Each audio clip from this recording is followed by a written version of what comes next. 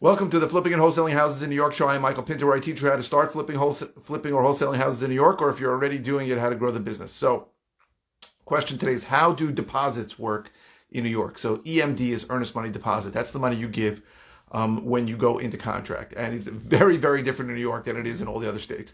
So, in other states, number one, in many states, you don't even need to actually deposit the check. And I know other investors in other states will have the seller sign something that says their receipt of the check is their counts as a deposit, even if they don't actually deposit the check into their account.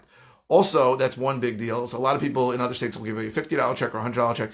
So in New York, a couple of things. Number one, because attorneys are involved, the check has to actually make it to the seller's attorney's account.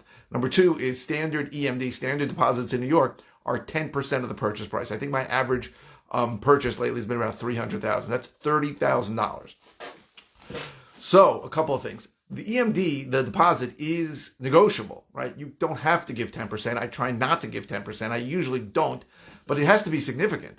Now, here's the whole psychology behind this. Attorneys in New York who are doing these contracts only get paid if the deal closes. And most attorneys feel like if there isn't a significant deposit, the buyer can walk away and has little liability. So I know an attorney who told me, like, if the deposit isn't $20,000, he's not even going to waste his time.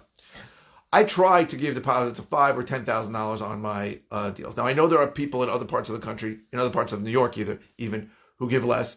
I don't know why that's my number, but I try to give $5,000 or $10,000 as a deposit. That is how I work it, and it is a negotiation. I've spoken before about these seeds that you need to plant in a seller's mind after he agrees to your price, before he speaks to his attorney. One of them is getting this EMD, this earnest money deposit, less than 10%.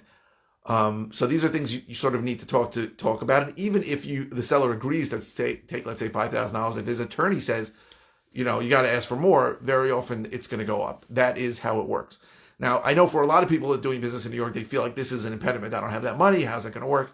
Don't let that ever be a problem. If you are able to get a deal locked up or almost locked up, or a seller to agree to a price that would make sense for you, don't ever let that money be a problem. You can contact me. There's all kinds of people that you can contact. You can borrow it.